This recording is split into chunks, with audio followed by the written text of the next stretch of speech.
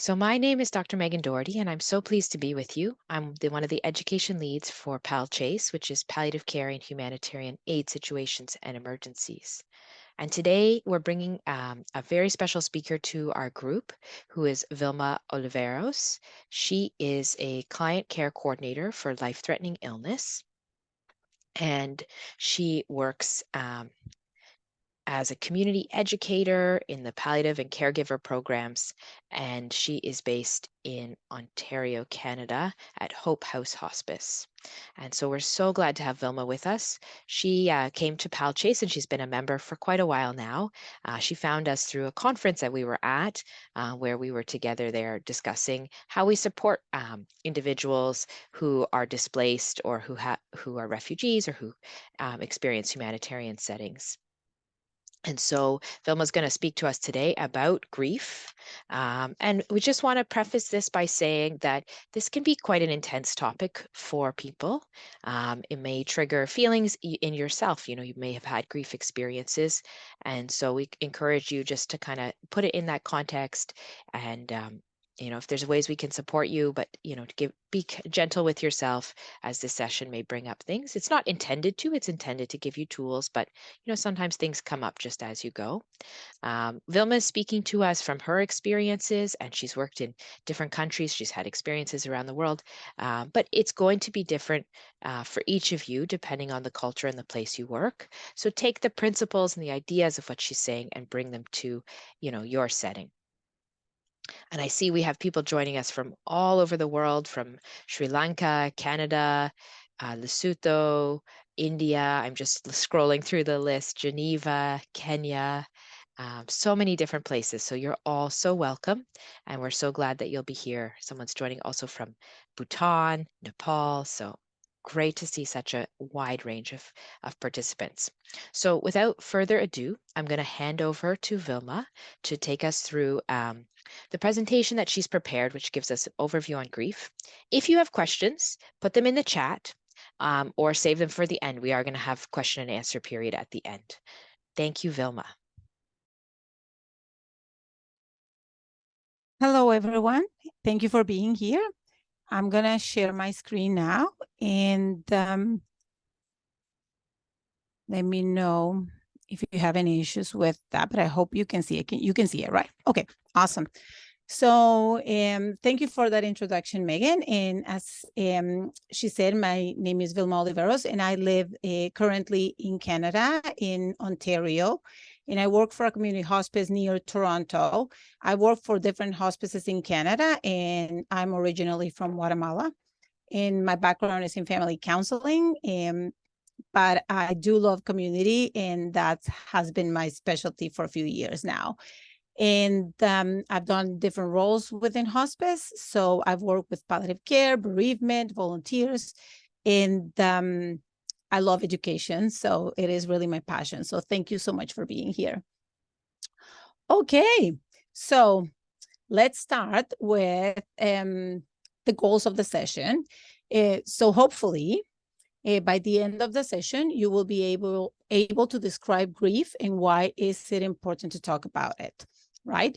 And we will understand that grief is a unique experience for every person and for every loss, and try to keep this in the context of the people that you are serving. And third, you're going to be able to support yourself and others experiencing loss and grief. And we include ourselves because we all go through grief experiences in our lives. So some things to remember as we go through this presentation and do some learning around grief is that the reality is that we can't know what's going on in other people's lives. And I love this image. And this picture is Lauren Kaneko Jones. She's an artist, and she drew this, and this is how she felt after her dad died and people approached her, right? Because you might look one way on the outside, but in reality, what's happening inside, we don't know. And we all do that, right? We have these masks that we put ourselves, and we go out into the world. And when people ask us, we can say, oh, we're fine. But in reality, how are we doing? And this is a question that we have to remember. So when we see somebody, even if they look like they're doing great, go deeper. How are you really doing? And we also never know when something can happen to us or someone we love. So it's good to be prepared. So why do we grieve? This is a basic concept in reality, but what happens is that we love, we are in a relationship. It can be real, it can be ideal, it can be abstract. It doesn't matter. And we form an attachment. And when we lose whatever we're attached to, we grieve. Now, why do we attach? We attach because we're human. That's just the reality. We are attached to things that are tangible and intangible. It can be people, it can be things, it can be experiences, it can be ideas, it can be hopes, goals, dreams, anything you can imagine. We are attached to it, and if it doesn't happen or we lose it, we grieve it. And as I said, it can be, and it is different for everybody because we are human, right? So think about that. Think about things that you are attached to. What would happen if you lose them? Because it's not just about death. Sometimes when we hear the word grief, we immediately think about someone died, someone's missing this person. How can we approach that? But in reality, if we think about our own lives, we've all experienced grief in different ways, right? Friendships that have ended, community, if you're an immigrant like myself, we had a community before, it's a new community now, and this one might be great, but we're missing the other one, right? The certainty that we once had, especially, we're going to talk about it later, when things change, like with COVID, right? Or, it's you move, or, things were one way, now they're not that way. When you question your judgment, right? Like maybe you chose a career path that you don't like now, and then you grieve like the moment when you did that, and why didn't I choose this other path, right? Like there's so many things that we can think and rethink in our lives. Releasing who we once were. And I talk about this all the time too, right? Like we think in our minds, and our patients probably do too, that we can still do certain things, right? Our bodies tell us we cannot do this anymore. So who we were as a child, maybe I looked this way, maybe, as a teenager, maybe, when I was a young adult, all these things, we grieve them because we're never going to get them back. Feeling lost and anchored, losing traditions, especially when you're in another country, maybe you can't find even the foods that you were, that you ate before, things like that, right? Or you participated in certain events that you can't find them where you are, and many, many, many other losses. So you can think about, your own experience, try to reflect in things that maybe now you're missing, that you're grieving. And it is okay to use the term, right? And it's not something that we're used to, but it's true. We grieve it. When we grieve, it's because our assumptive world is shattered.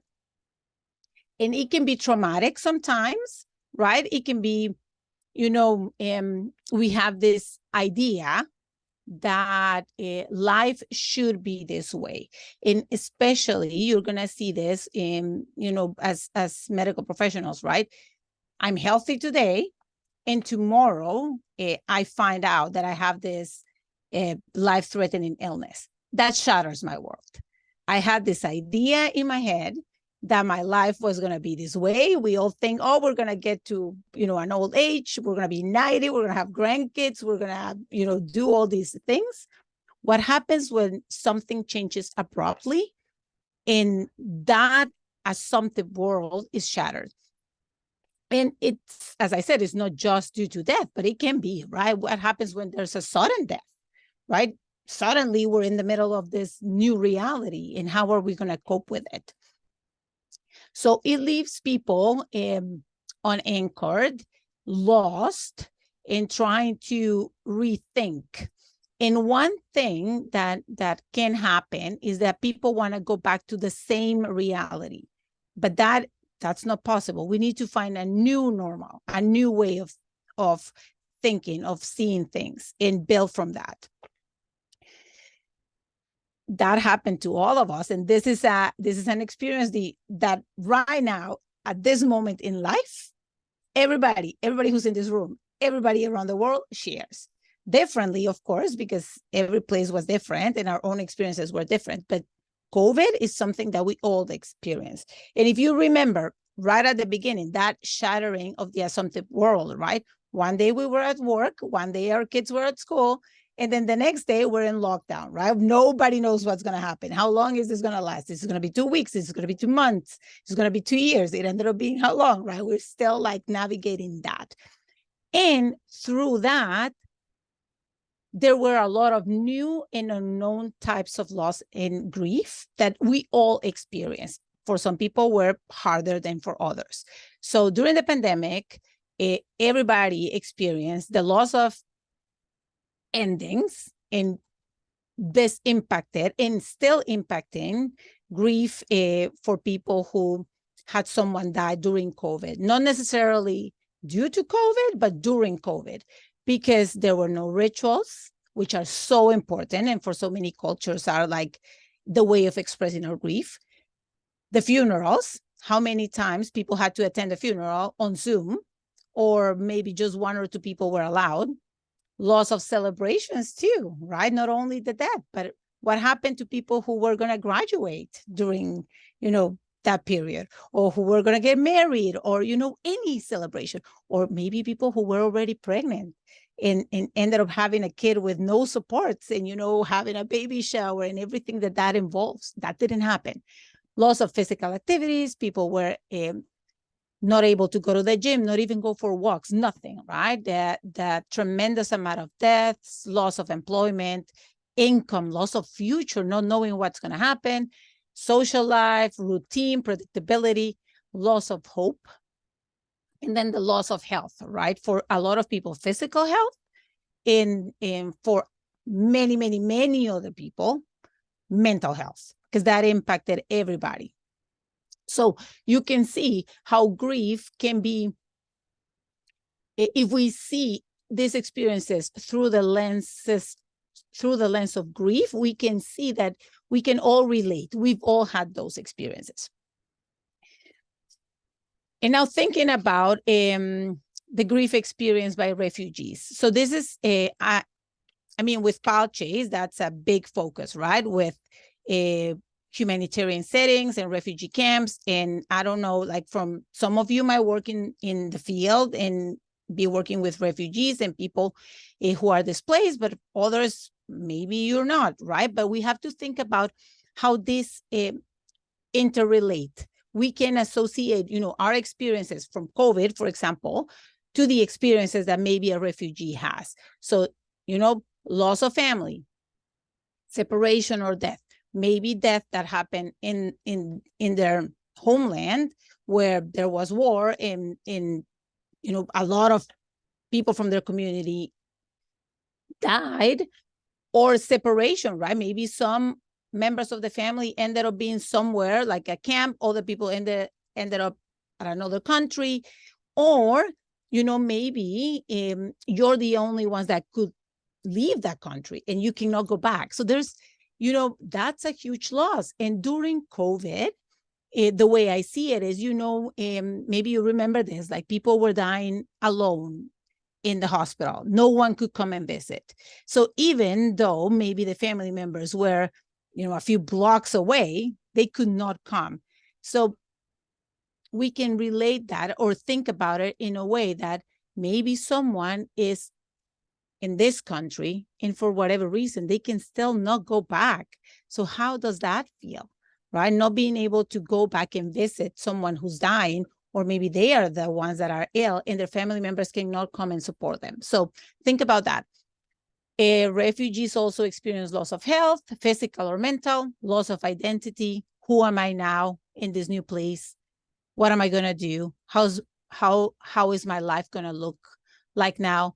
Loss of job, loss of income, right? You know, you're in a new country. You don't know, maybe you can't even work there. Loss of status. Maybe you were this, very famous person, or, your career is very, you're a very well-known professional for whatever reason. And now you're in this place where you are just one more, right? So that loss of status, loss of community, loss of property belongings. How many people we see, they leave their countries just with whatever fits in one bag.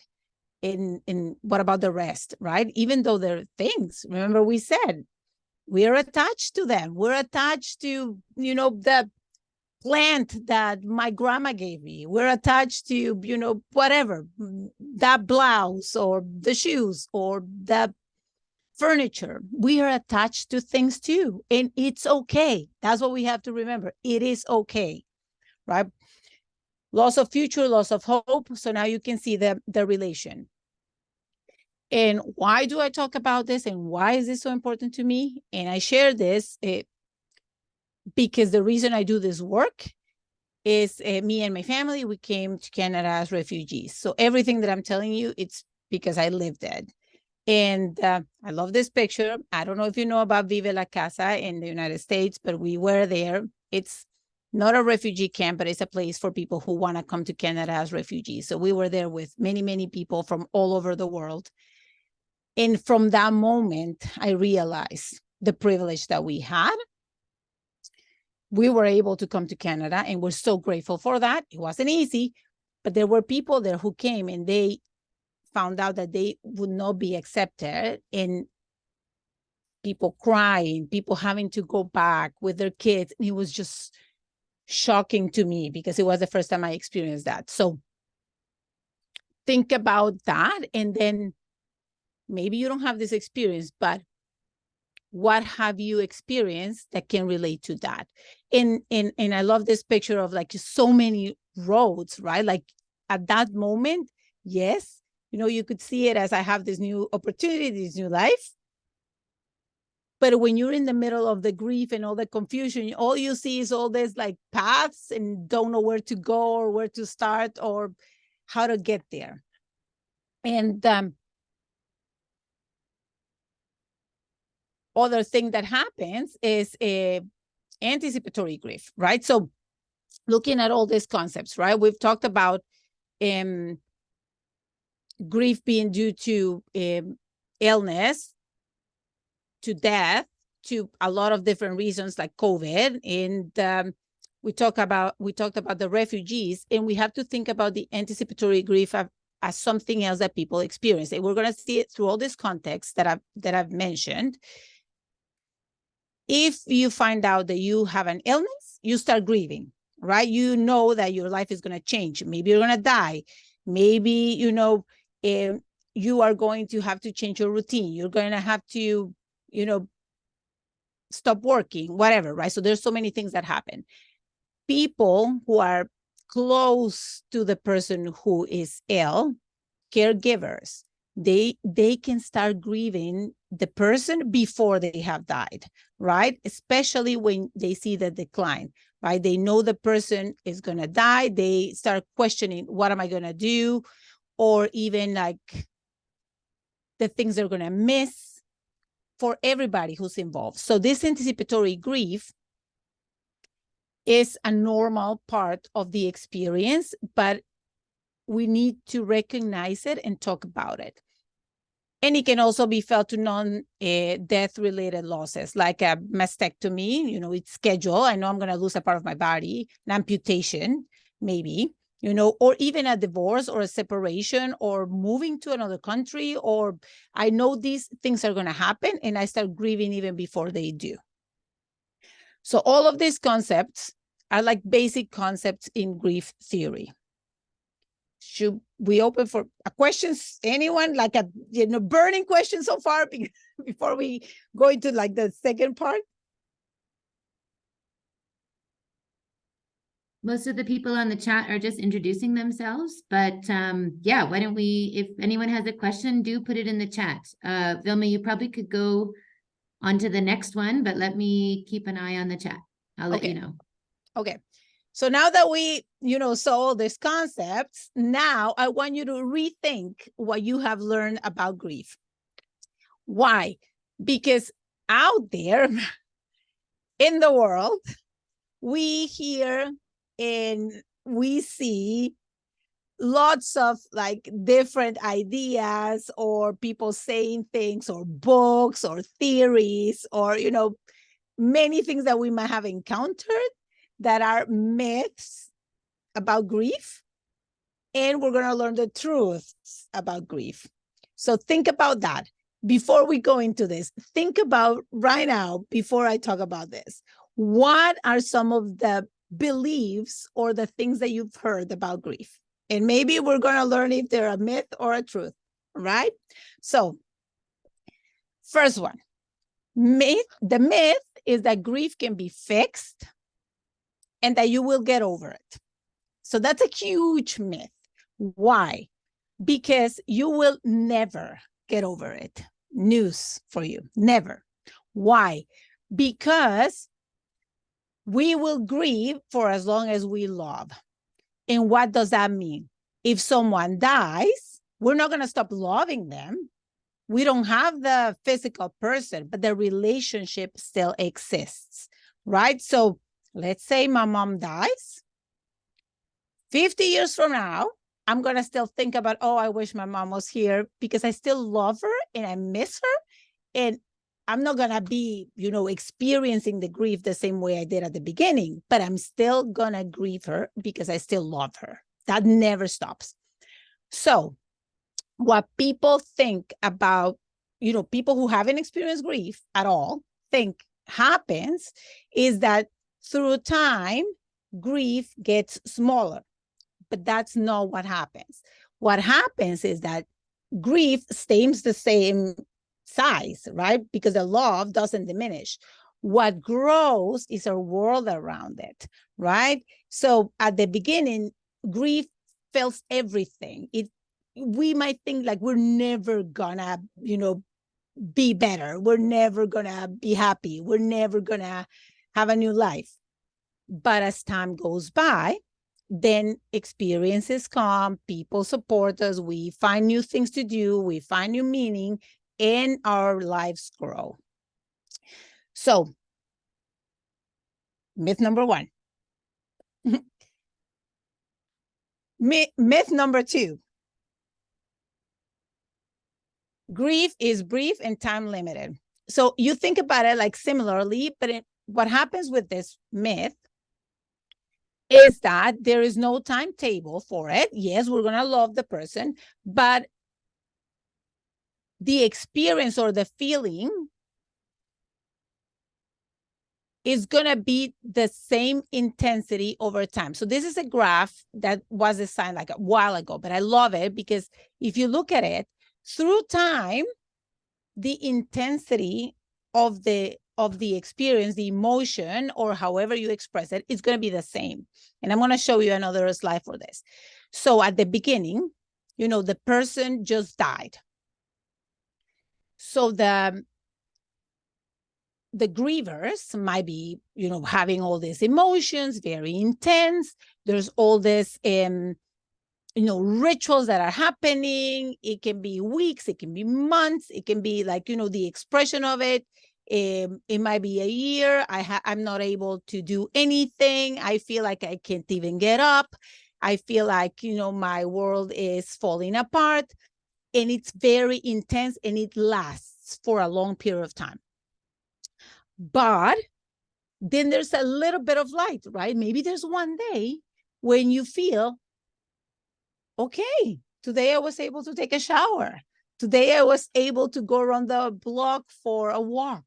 Today I was able to talk to somebody on the phone for 5 minutes. That's like, that little bit of light that opens there. And then we might go back to feeling the same way, right? And it is okay. It's normal. Then another, period of time comes where maybe now for a week or a month, I was okay. I'm starting to breathe. I'm able to start going back and doing my, regular activities. Maybe I started to go back to work. Maybe it was part-time. Maybe I am volunteering again. Maybe I am, going out for dinner with friends.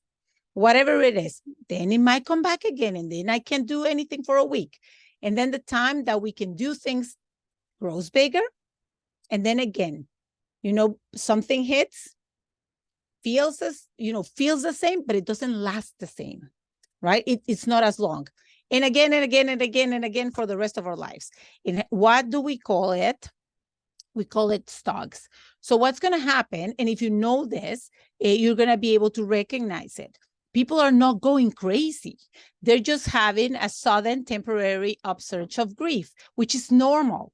What happens is we go, maybe I think I'm doing great 10 years after someone has died, or after I'm like in this new country, and this is from experience, and suddenly I hear a song, I smell, the perfume that my grandma used to, wear, or maybe I see somebody that resembles somebody, whatever. And in that moment, I feel the grief, and it feels as intense as it felt 10 years ago. But it only lasts for like 3 minutes, right? Like, for the length of the song, maybe I'm crying in the middle of a supermarket, or maybe I'm driving and then song comes up and, I start like, bowling, and then I get to whatever I'm going and I'm fine. And that is okay. If we name it, we call it a stog. I'm having a stog. It's a moment and it will pass, right? I'm not going back to the same place I was 10 years ago, right? This is okay. Another myth is that grief is about feeling sad. So we even in different cultures, right? We see that people judge or might judge how well you are grieving because this is how much you're crying. So when people maybe they don't cry because they're numb, or maybe because they are experiencing something else, they might be judged because they're not grieving properly. And that is not right. We all are different and we experience things differently. And depending on where we are in our feelings, right, that's how we will express it. And one thing that I've seen many times is, for example, anger. Anger is huge. A lot of people express their grief through anger, right? They're angry at the world. They're angry at God. They're angry at nature. They're angry at the system, at the doctor, at whoever comes in front of them. They're going to be blaming everybody. And some people blame themselves, right? It's like they cannot process it because they're still thinking about, if I had done this differently, why did I do this? Why didn't I go to the doctor when this happened? Why, there's all these questions. Then there's the fear, right? Like, what's going to happen now? What am I going to do? And all of these emotions are okay. And the thing is, they're usually tangled. We can't even say this is exactly how I'm feeling because they're all together.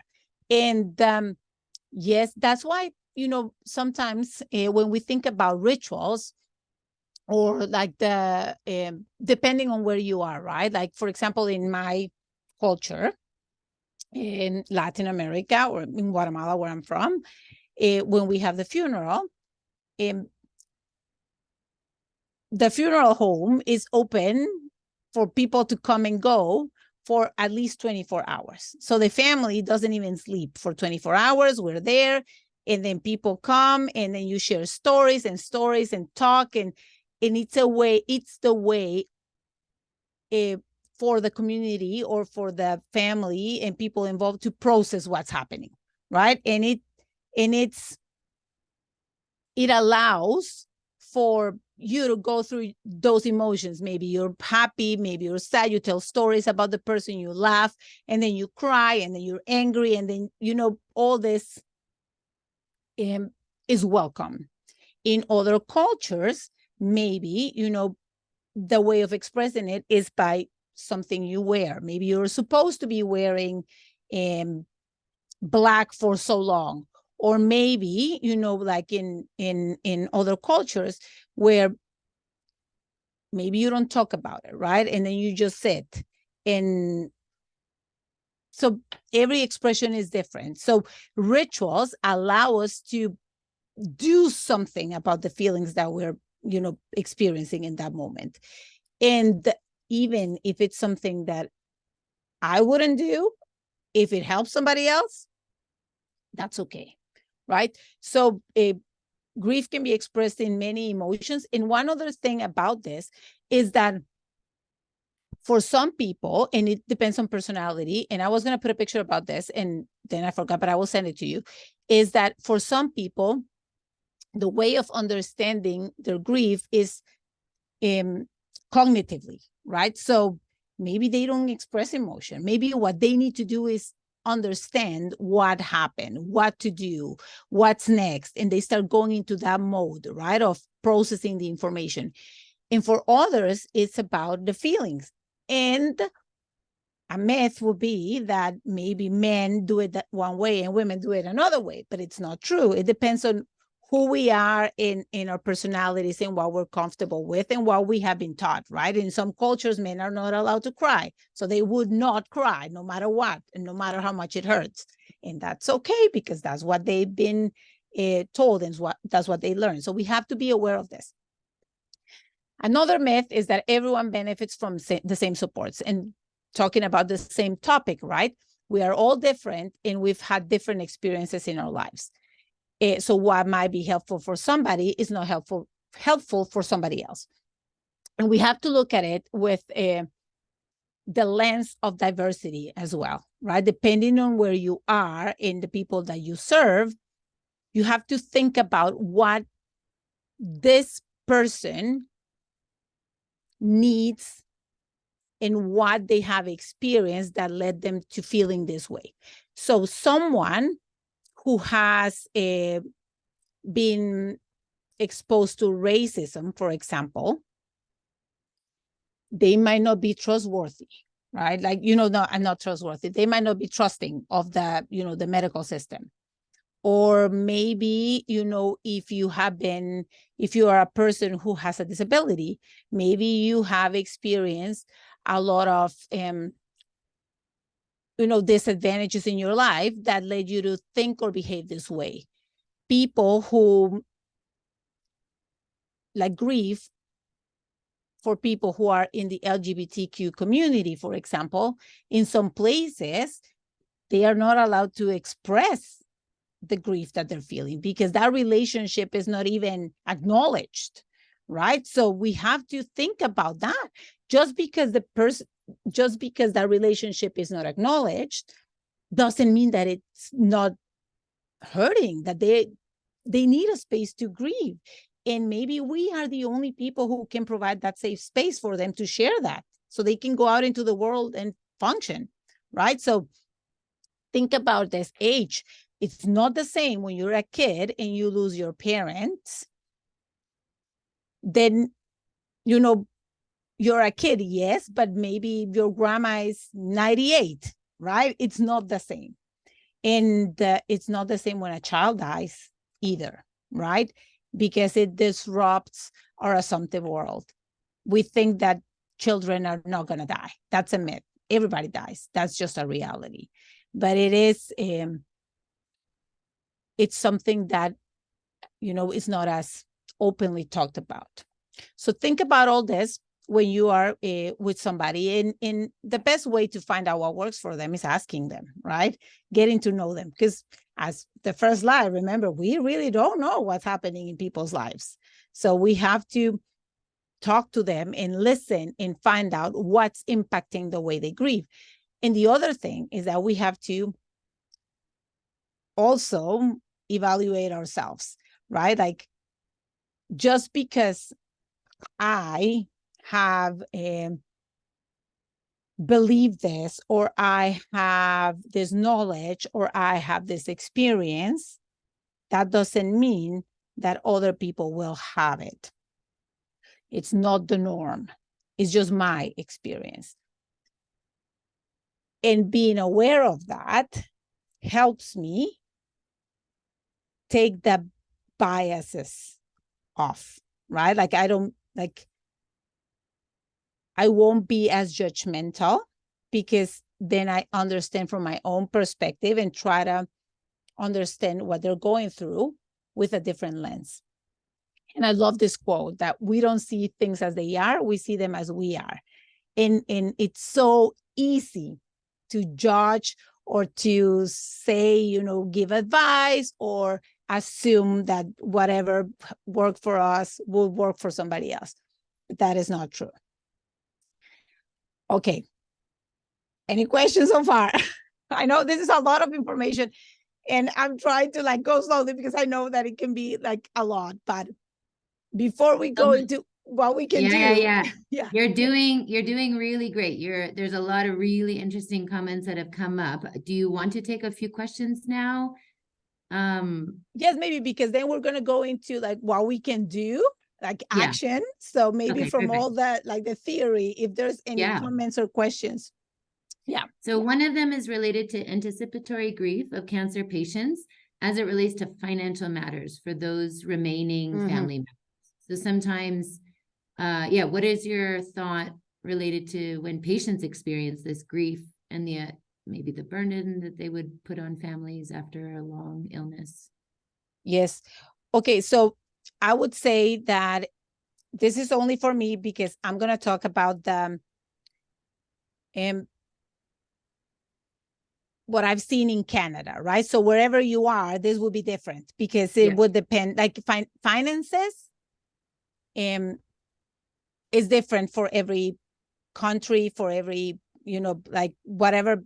I don't know how it's set up in the countries that you're at. But what I'm going to say is, as when I go into a home, for example, and I do an assessment, and this comes up because as part of the assessment that I do, and I can share this with you. I should have shared this. It's a holistic approach. So we talk about all of the aspects that might be impacting them. So one of them is finances, right? Because of course, that's huge. You cannot even think about anything else if you don't know what your kids are going to eat after you die, right? Yeah. So, and one of the things that is that helps people feel at least a little bit better is advocacy. So letting them know what resources are available, for example. So if they don't know about these resources, like how to apply for, and again, this is in Canada, there are options on how to apply for some funding for a very low cost funeral, for example, right? So, and sometimes people don't know about this. Powers of attorney, like they don't know, like some people don't have their affairs in order and they don't know what's going to happen because they think that they need to pay a lawyer for that.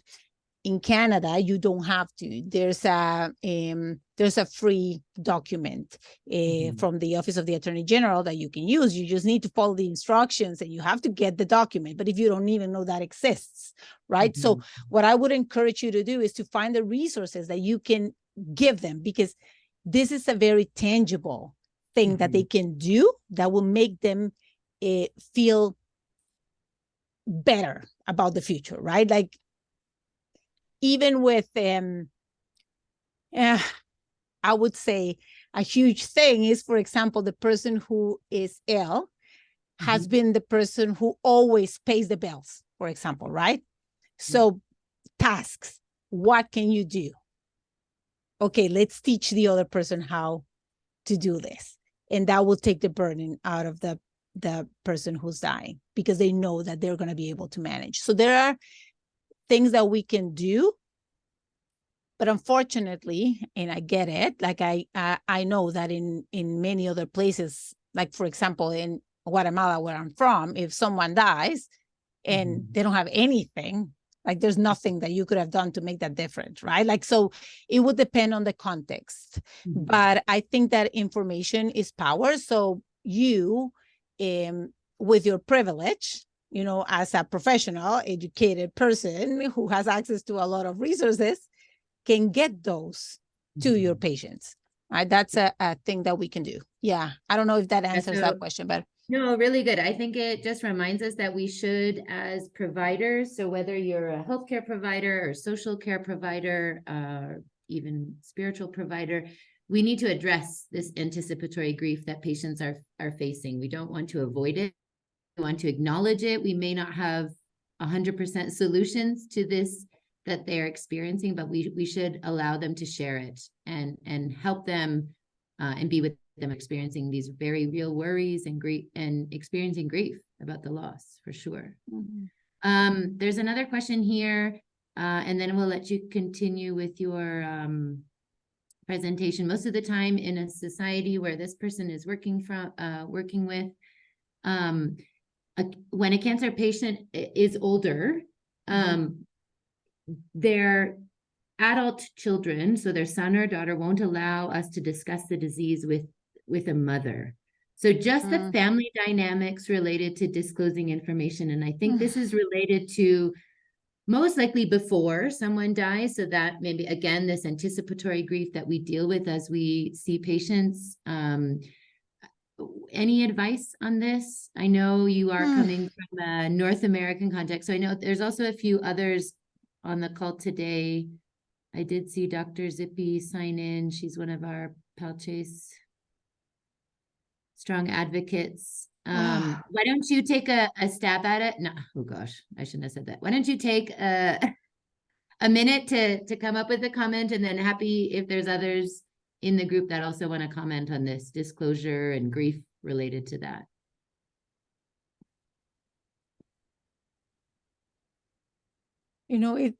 I just want to say, people, like in general, right? People want to know, right? And it is really hard when that information, it's not allowed, to, like, when kids don't allow for that information to be shared, right? Yeah.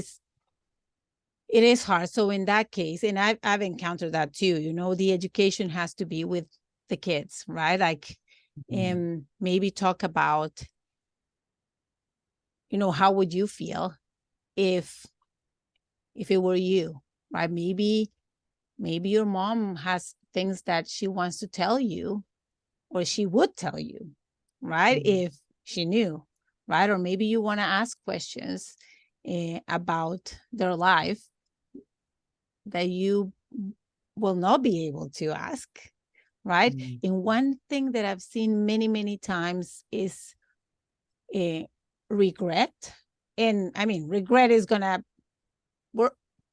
everybody's going to experience regret no matter what, right? No matter how you approach it, in the end, you're going to regret something. Like, I should have asked this, I should have said this, I should have whatever, like the should haves, right? But one way of helping with that is to do what we call legacy work. And that can be anything, right? Like, people who are dying want to talk about their life. So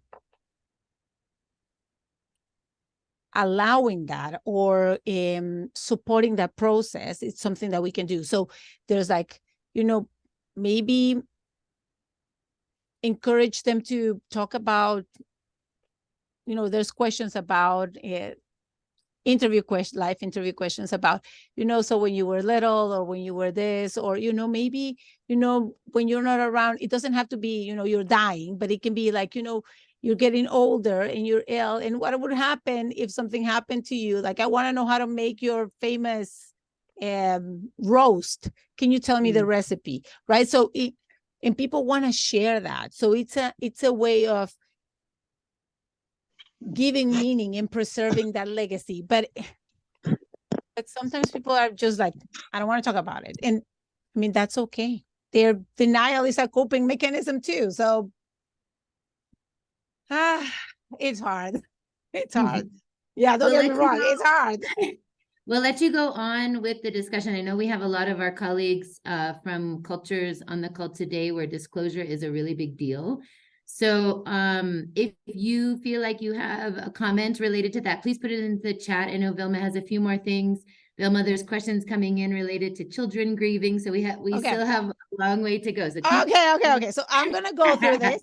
And now what I Keep want to going. say about that, because I know that I did see some pediatrics, like, Yeah. people who say they work in pediatrics. Everything that I'm going to say from now on applies to everybody. So think about it in like just the level, right? Like if it's an adult or if it's a child, same approach, just the words that you would use, or maybe, the resources would be different, or think about it and how could you apply that to a child, but the concepts are the same. Okay. Thank you. Thank you. Okay, so how can we support someone who is grieving? And remember, this is before, after, all along the spectrum. So as healthcare professionals, we have to remember that how we want grief to work is not how it actually works. So don't expect it to be linear. And we have to reshape our approach, right? It is not an illness that can be cured. So when you go and see somebody, even though you're a medical professional, a social worker, doctor, nurse, whatever your role is, take that hat off and just come into this person's life with that, humility. What do you need? What can I learn from you? And the same with a child, right? You would go and say, so what's happening? Tell me, what are you worried about?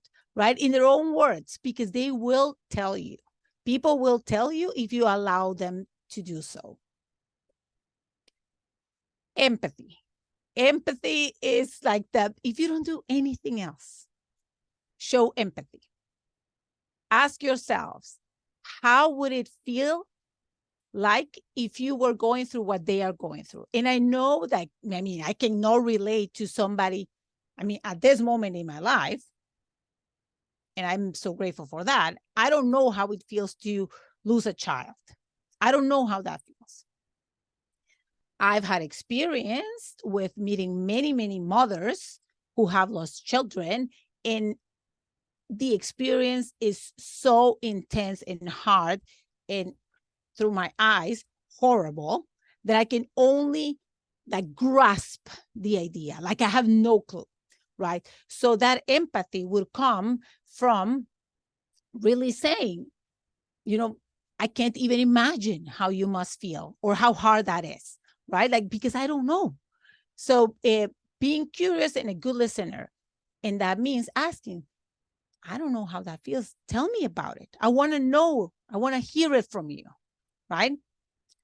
I might be the expert in many things, but I'm not an expert in this type of grief. I don't know anything about it. Validate their feelings, because whatever they're feeling is their reality. If they think that you, as a medical professional, are not agreeing with whatever they're doing, they're going to try to change it or fix it or hide it, because you are in a position of power. So if you allow them to feel whatever they're feeling and normalize it, say, yeah, I understand you're going through this. People who are in your situation usually feel like that. It is a normal, it's a normal reaction. It's a normal expression of grief. They will feel like they can manage it, right? Imagine yourself in the situation. Be present, be authentic, be supportive, be yourself. Share and feel with them. One thing that I have learned doing this work is that if the experience that they're sharing with you is so painful that you get teary eyes, that is okay. Because if I were the person telling you my story and I can see that your eyes are starting to get watery, what I would think is, oh my gosh, this person really gets me, right? They really care about me. That doesn't mean that you're going to start, wailing and then I would have to support you. Like that wouldn't be right. But if I know that you're feeling with me, then I will open up to you, right? And think about it that way. When you're sharing something with a friend, with a colleague, with a family member, and they really connect with you, how does that make you feel? And that's a role now. It's not a prescription. It's not, saying to stop feeling that. It's to listen and be present. So I have this little video that I'm going to share with you. And as I said, if you don't do anything else, remember this. Okay? Tell me if you can hear it proper. Oh, sorry.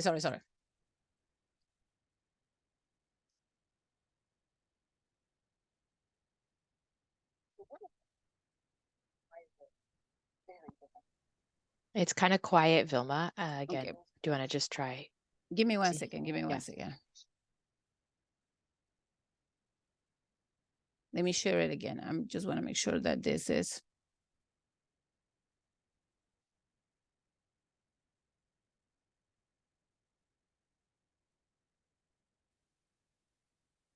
So what is empathy, and why is it very different than sympathy? Empathy fuels connection. Sympathy drives disconnection. Empathy, it's very interesting. Teresa Wiseman is a nursing scholar who studied professions, very diverse professions where empathy is relevant, and came up with 4 qualities of empathy. Perspective taking, the ability to take the perspective of another person or recognize their perspective as their truth. Staying out of judgment, not easy when you enjoy it as much as most of us do. Recognizing emotion in other people and then communicating that. Empathy is feeling with people. And to me, I always think of empathy as this kind of sacred space when someone's kind of in a deep hole and they shout out from the bottom and they say, I'm stuck, it's dark, I'm overwhelmed. And then we look and we say, hey, you climb down. I know what it's like down here, and you're not alone. Sympathy is, ooh, it's bad, no. You want a sandwich? Empathy is a choice, and it's a vulnerable choice, because in order to connect with you, I have to connect with something in myself that knows that feeling. Rarely, if ever, does an empathic response begin with at least. Yeah. And we do it all the time. Because you know what? Someone just shared something with us that's incredibly painful, and we're trying to silver lining it. I don't think that's a verb, but I'm using it as one. We're trying to put the silver lining around it. So, I had a miscarriage. Oh, at least you know you can get pregnant. I think my marriage is falling apart. At least you have a marriage. John's getting kicked out of school. At least Sarah is an A student. But one of the things we do sometimes in the face of very difficult conversations is we try to make things better. If I share something with you that's very difficult, I'd rather you say, I don't even know what to say right now, I'm just so glad you told me. Because the truth is, rarely can a response make something better. What makes something better is connection.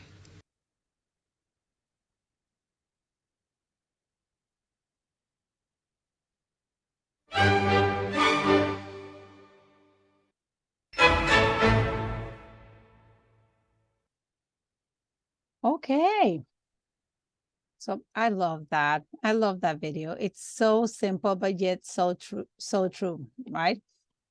So, one thing, try to avoid using cliches, because we tend to, there's this things that people say just because it's in the language, I would say, because they've heard them, or because it's the belief that they're going to make someone feel better. But just avoid them in general. right? Like, at least they aren't suffering anymore. It's okay for the person experiencing the grief to say, oh, I'm just so glad that, he's not in pain anymore. They can say that. You cannot, right? They are in a better place. For a mom whose child died, there's no better place for her child to be than with her, right? They cannot be in a better place, no matter how you believe that better place to be, right? They can say it again, right? If they believe because of their faith or religion or, background or whatever, that they are in a better place, that they're angels or whatever they believe, it's up to them. But you don't say that. You can have other children when someone had a miscarriage, right?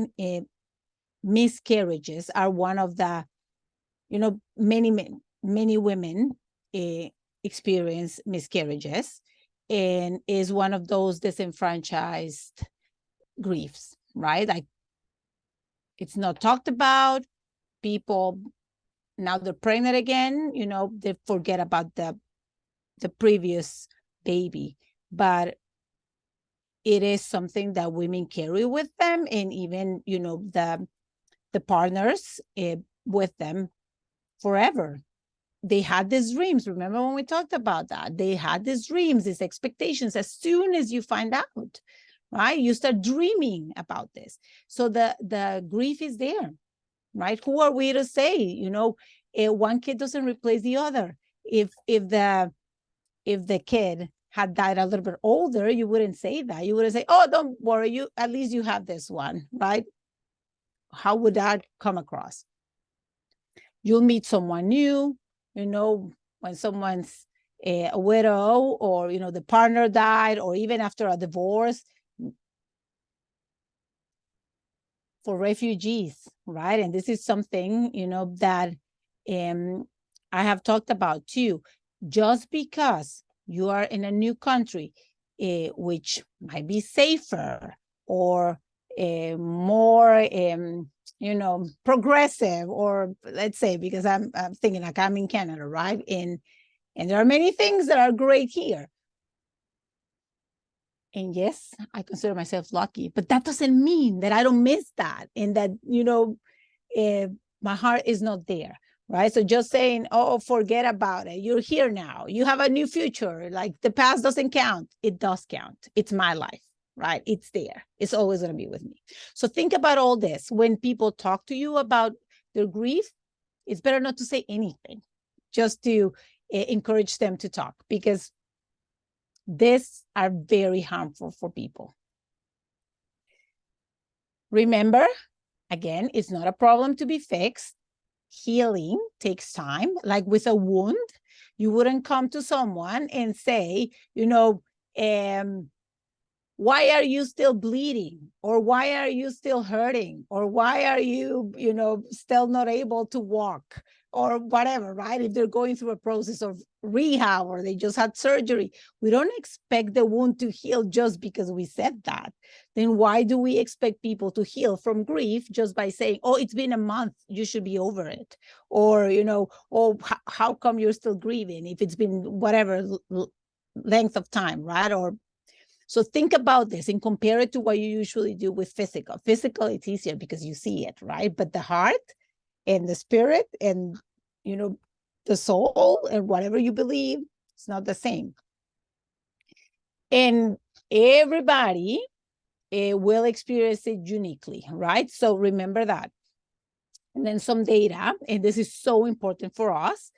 And if you have heard of the Compassionate Communities movement, basically goes back to this information. People who are grieving, the majority of people will be able to process and go through the mourning period and their grief and find a new normal and rebuild and, reinvest and be happy again with the support of their family, their friends, their community. That's the reality. The majority of the people, 60%, will do that. They don't need anything else. A little bit more, just a little bit, like 30% of people who might be at moderate risk, they might need some additional support. And that's where hospices come in, for example, peer support groups, maybe finding a mentor, a companion, someone who's been there before, who has walked this journey a little bit longer, and they can talk to them. Some, kind of structured support. And only 10% of people, or even less, would be at risk of complex grief, or what we call oh my gosh, the term escapes me, with complicated grief. The reason they might get there in the why they won't be able maybe to find the supports in their community, their family and friends, maybe it's because they have a pre-existing mental condition. Maybe they were isolated before, so they don't have that community that they can, lean on. So we have to look at it this way. And as healthcare providers, we can guide them and redirect them and send them back to their communities, right? And empower the community so they can support each other. And if you haven't read anything on it, there's a link, and I will send a list of resources that can be shared with you. And if you have more, please share them with me, because there's even Canada has the how to build a compassionate community, right? With who to get involved. Like, there's already a lot of work done around this. You don't have to reinvent the wheel. So how do you help your own community to support each other? How do you support them to get better at building that support at that level? Another great pyramid is this one, right? It's basically the same. This is from the Irish Hospice Foundation. And again, right, most people, they will do great if they meet these needs, and they have services from the community. They have this knowledge which is accessible, easy to read. You give them some resources, maybe a book, whatever that they can access. And then there's the second level, a little bit more support, third level, and then very few will need, to be referred to maybe a psychiatrist, right? But maybe, again, as I said, pre-existing conditions that they don't have the tools to deal with it. Most people do. And listening to their story again and again and again and again will help them move through the tasks of mourning. So the more you tell the story, and remember when I said about the funeral and being 24 hours, people coming and going and saying and saying and saying and saying, it's because our brains need to accept it and process it. And one way of doing it is by telling the story again and again and again. It's like, okay, I'm saying this again. Maybe it's true. Again, maybe, again, until I believe it, until I internalize it and I realize, okay, yeah, this is true. It really happened, right? I'm out of that shock and I can start to work. And it is work because I have to work through the pain. I cannot avoid it. If I numb it, and there's there's tests for that too, like, how people have dealt with pain in the past will pretty much tell you how they are going to deal with pain now. But if they usually avoid it, or, they turn to alcohol, drugs, or whatever, probably they're going to do the same, right? So you have to be aware of that. But working through the pain is like really, saying goodbye, acknowledging that, and maybe building some legacy, maybe talking to others, and, whatever works for them. Adjusting to that environment, which means I have to start doing things that I maybe didn't do before. So when they come to you again, you can ask them, right? Like, so last time when we talked, the last visit, you said that you hadn't been able to get groceries or to cook a healthy meal, that you were only ordering because it was your partner who did all the cooking. So how's that going? Very practical things that you can ask them, make sure that they're moving, right? Like they're moving forward. They're okay. Yeah, I made some scrambled eggs, like very simple. Perfect. that's great. What else can you do? Like that encouragement of helping them to start going back to some kind of normality and be empowered that they can do it. And then the last one, right, is embarking in a new life, which for others would be described as finding meaning. And I have a couple more slides and I'll talk to you about that. But it is, for some people is legacy, like building something. Some people decide, okay, what am I going to do with this? I'm going to found, not-for-profit that helps mothers who've lost children, or I am going to start educating the community, or I am going to volunteer, or I'm going to whatever. So help them feel that the loss, whatever that loss was not in vain, right? That they can do something with it. So, and it will be different for everybody. And everyone has the capacity to do this. We have to remember that everybody, we're human and we can do this. So finding purpose and meaning, and I love Viktor Frankl, and if you haven't read anything about them, or maybe he was in a concentration camp, in one of, like, I don't know if you've read The Man's Search for Meaning, but if you haven't, I truly recommend it. Everybody, no matter where they are in their lives, what they're experiencing, and he's saying this from a concentration camp, those who have a why to live can bear with almost anyhow. So whatever's happening, if you have something to live for, you will thrive. You just need to find that thing that gives you that meaning in your life. And for some people, it can be my other kids, my work, my religion, my faith. I want to, whatever it is for them, but help them discover that. And I have this image here, and this is a family. You can see the mom, the dad, the sister, and they have the picture of the son. And she's allowed me to share this wherever. She was one of our clients in one of the hospices that I worked at, and their son died in a car accident when he was 22. And unexpected, didn't die immediately. So they were called from the hospital and said that they needed them to be there because they didn't know what to do with the organs, right? Like they didn't know if he had donated his organs. And at this point, imagine the shock, your son is brain dead, he's, in just life support until you tell us if we can get his organs. And one thing that you wouldn't know, just looking at the picture, right, is they're Jewish. So they weren't even sure if this was allowed in their religion. Like, it was deeper. And on top of that, in their faith, the body needs to be buried like very quickly. I think it's like before 24 hours or something, right? Like, so very fast. So all these decisions while you're in shock and the trauma and, overload of information and all that. So they went to the rabbi, asked, and, they gave them the approval. They went back. They didn't know that the son had shared with the sister that he had signed his organ donation card, because that's how it is here in Canada. You have to approve that. Anyway, he ended up donating his organs, and they came later to the grief support. But from that experience of the organ donation, that's how they made meaning.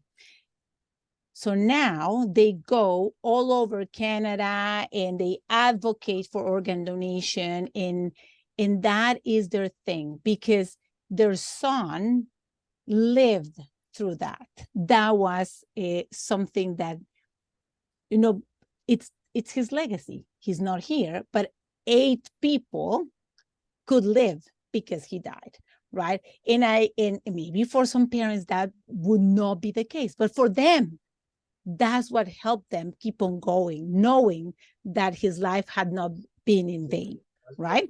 So think about that. And then I have these pictures of me because, as I said, as a refugee, for me, what gives me... Yeah, someone's talking, I don't know who it is. Anyway, but for me, what I have found meaning on is like, it's education, right? Like I want people to know that it is not easy for refugees. It's not easy for diversity, for people who are in a diverse community, for minorities. It's not easy, right? And we need that space to be able to say that, right? And so that's why I do what I do. Encourage your communities wherever you are. And this can be a refugee camp. This can be a small community. This can be a big city. This can be in the hospital, anywhere, wherever you work. Encourage them to find this purpose and meaning. So maybe they want to go out and volunteer. Maybe, maybe if they lost their child, they want to go and volunteer at a school and help other kids and bring, happiness to others. Or I don't know, whatever works for them. Peer support. Groups, if you have the possibility of finding who is interested in studying this, and it's just people with no agenda that come together to support each other and share their experiences, not to give advice. And I have a whole manual on how to build this, so if you want to do this, I can share that with you, because people need that just to feel normal. Like, I'm not the only person in this world who's going through this. I'm not alone. And this helps with that, right? And as a professional, you could also do that. You can also facilitate that conversation, or education, right? Education is huge. And if people are empowered, they do better. So that's it. Oh no, there's one more. And remember, be patient, be kind, be caring, be present, be compassionate. And the rest will come. That's what people need. Okay, questions, finally, questions. Okay, and I'm going to say thank you, because I'm going to stop sharing so we can see each other. Thank you, Vilma. Thanks for bringing us through a topic we probably have heard of, but I think you've given us some really good food for thought to think about through the rest of our day. There's been some questions on the chat, some really good ones. A question related to, if a child sees a parent die, how do we support that child? And then the other one is related to, when we have someone shared in their setting, there's a lot of expectations on people that are grieving to provide for those that, I guess, attend a funeral or attend a ritual. And I guess this provider said that in these situations, it's very hard to know how to give when you don't have anything to give. When there's a lot of expectations to host people, and hospitality is very important. Any thoughts on those two? Okay, so the first one with the children, right? Yeah. Mm-hmm. There's an amazing resource called like the 5 C's. I'm going to try to find it, but I'm going to share it with you. So the kids need to know, right? Like, what caused it. If, I'm going to find it, because with kids, what's important for them to know is that, first of all, depending on what they believe, right? Tell them the reality, right? Like, and this is because everybody's different, right? Like for some families, it could be, this person is no longer here with us. They died, and that means, that their body, and explain it in simple words, right? What it means. Avoid using, euphemisms. Is that the word? I don't know, like, they're sleeping, or, things like that, or don't say, like telling stories that confuse kids, because what happens is that they start imagining and filling the blanks, right? So what you don't tell them, they will imagine. And the things that kids imagine can be like super scary for them, right? They might not go to sleep now because they think that they are going to die and sleep forever. Or so we have to talk to them very clearly, and then answer their their questions in a way that reassures them. And I'm going to share those resources with you. And there, if you're interested in children's grief, like learning about children's grief, there's some webinars that they're recorded that you can go to, and they're from the States, but they're amazing in help us see how to talk to them. It's just, you have to be comfortable, right? And allow the space, because that's the thing with children. Sometimes we don't know how to approach them, but they want to talk. In one of the, and I think I mentioned this before too, they don't want to forget. They're worried that they will forget, that they will not know the person, that they will not remember. So there's so many things that you can do to process that, but I can give you a lot of resources because I know there's more questions on that.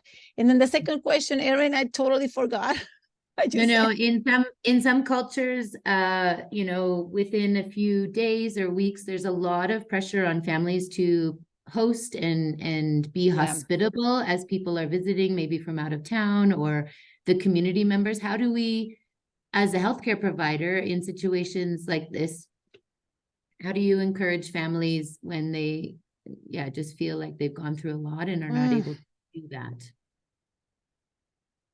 That's a hard one, because if it's cultural, it's gonna be difficult, right? Like I can relate to that with my Latin American background. We're like hosting and making people feel welcome, and you don't have the energy. So one thing, and there's resources, and I have a list of things that say be clear with what you can and cannot do, and give them permission to say no. Because one thing is that depending on our backgrounds, right? And not just cultural, but I think like a lot of us have the pressure, or have the pressure of saying yes, because that if you say yes and you help people, then you're a good person, or whatever. You have these beliefs that are also myths, because you can say no and put in boundaries. But especially around grief, you can empower them and say, I can only do this, I cannot do this, right? Or, have a list, maybe practical things of, you can stay here, but, if you can help me with this, right? Like some practical ideas, because it's hard for people to even come up with what they need. They don't even know what they need, right? So if we guide them and help them with that, and doing some education too, right? The bereaved person needs certain things that others can offer, right? So if you're coming, educating the community and saying, you can bring food if that's comfort, or you can, whatever helps. Don't ask the person, because they're not going to know what to tell you. Just do it, right? But again, it depends on the context, because if that's the tradition, it's something that's hard to break. I don't know. Education, I guess. Yeah, maybe as a healthcare provider, you may have been taking care of the patient for a while, so you may have a different relationship. That although you could be from the same culture, you might understand a caregiver differently than their family would or their community would. So maybe being that one person that can listen, although you may not be able to change the situation that caregiver is in, or the pressure that they feel, maybe just continuing to be there as you're able to understand and support that person. But Megan, we're coming to the end. There was a few comments about Kubler-Ross and some updates on the model. I don't know if we want to talk about that now, but happy to wrap up. We have just a few more minutes. Yeah, I think that's a big topic. But I would say overall, like Kubler-Ross is not the model that people are using anymore. The literature has expanded beyond that. That was kind of an early idea about how people experience grief. But, I think what Vilma has really shown us is that grief is so much more. It's not a linear process. I love that drawing of the person when the other person's saying, "Oh, you look great." And the person's just a whole bunch of squiggly lines, right? That's the experience of grief. So yeah, I think there's a lot to read about different ways of thinking about grief, and like but I would not fall back to Kubler-Ross as like the definitive one. You know, I mentioned the Wolfelt one about companioning, but that's just one. Yeah, Vilma, I don't know if you want to have a final comment about that. Okay, let me say something. No, and thank you for bringing that up, because that's something that usually comes up. So, you know, whoever said that. Remember when I was mentioning from the beginning, right? It is not a linear process. And that's the one thing with the Kubler-Ross theory, is that it's stages, right? And now we know that that's not how grief works, right? And there's no, I mean, yes, there's gonna be some, negotiation, there's going to be denial, there's going to be anger, there's like these things will happen. They will not happen in a linear way. So we have to be mindful that if we expect them to go in a certain way, we're not allowing for people to express their grief in the way that seems right for them, because they might think that they're not doing it properly, and that is not true, right? And they are allowed, and they could, like, there's so many other, like, as Megan was saying, ways of presenting that. Say it is okay to be angry, it is okay, and it's okay to go back, to the first, and back and forth, right? Mm-hmm. Yeah, I can share all that. I mean, I have so many resources. I could go on and on and on with all this, but yeah. And feel free to email me if you need, like, I have all these resources, and there's so many websites out there that are reliable and that have good information that you could look into.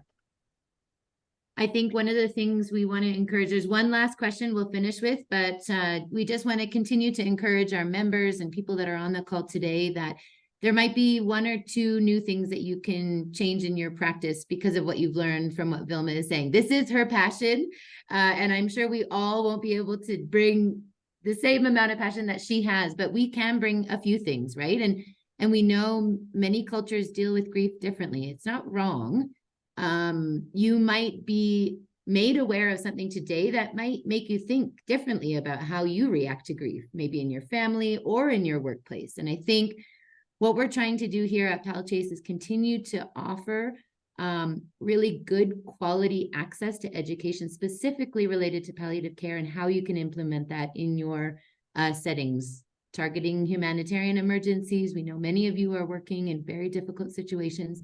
So again, you may not be able to bring everything you learned today, but think of one or two things and talk to a colleague about it. Talk to your spouse or a friend that you trust.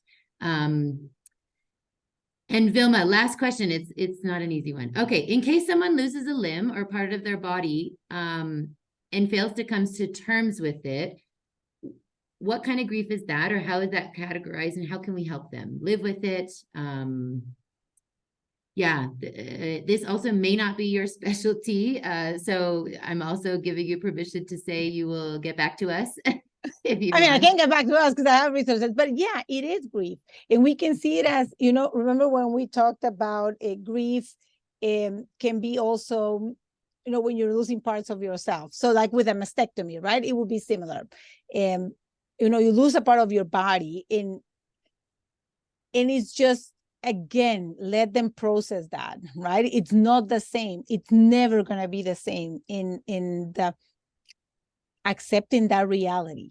Because if we don't move, past that, past accepting that I'm never going to get my leg back or my arm back or my breast, even though it's a reconstruction, right? It's not the same. It's not the same. Then I cannot move forward. But we have to consider that maybe it was a traumatic experience, right? So there's more involved in, if it's after war that something happened, right? And then how to rebuild. So I've known people that, then they move into maybe now doing some competitive, with Paralympics, right? Like, you know, they're trying to do something new with this, you know, what happened to them, or maybe advocating. So trying, but it has to come from them, helping them find meaning in what happened. Right, but it's a hard one. Yeah. And maybe they won't. I think definitely also depending on who you are in the healthcare team, seeing it as a team approach. I think there'll be things that nursing could support a patient or a family. There'll be things that a physician can support, also a psychologist, a social worker. So I think it's a really big deal when people, regardless of the reason that someone has lost a limb, whether it was a trauma or whether it was cancer, I think not discharging a patient without a plan of how you're going to support someone through the psychosocial aspects of the grief, the loss of that, for sure. All right, Megan, we have put a few things in the chat. We have an upcoming webinar on October 25th and 26th for Pal Chase. So we would love for anyone on the call to join us with that. Megan has put in a feedback form, which is great. We love to know how we can make these education opportunities better for you. And Megan, yeah, please. Yeah, just to say, please fill that link. It's just like 2 or 3 questions, just gives us feedback. Then, you know, if you have any suggestions for future webinars, and it will just help us know how well received this was. But I think it was absolutely fantastic. And just maybe if everyone wants to just say thank you to Vilma now for sharing her passion. Amazing, amazing, Vilma. I listened, I learned so much. So I really, really want to say thank you so much for putting in the effort. It's fantastic talk today, and I really feel like this brought so much to everyone. We will have a recording we can share. Megan, I wrote down all the countries. Vilma, just so you know, as you go into your the rest of your day, we had Bhutan, India, Nepal, Thailand, Bangladesh, Kenya, Sri Lanka, Canada, Lesotho, Geneva, South Sudan, Egypt, and Cameroon, just to name a few. So thank you, Vilma. Wow. Thank you so much for coming. I mean, I wish I could just like send all this and support everyone, but feel free to contact me. Like really, really. Thank you very much. I'm here. Yeah, feel free to unmute and say any final thoughts, because I think that really helps. Our, you know, it's hard to connect when we're all spread out on Zoom, but I think. Great. Thank you, everyone. Have a wonderful rest of your day. I just put my email there if they wanna send me an email with any questions. I can. Amazing. Yeah, hopefully we'll share that with the people who registered for the webinar. Yeah. And we'll provide a recording and slides. Thank you, Vilma. Thank you, everyone. That was a wonderful Vilma. It was a great learning. Thank you all. All right, bye. Bye-bye. Bye.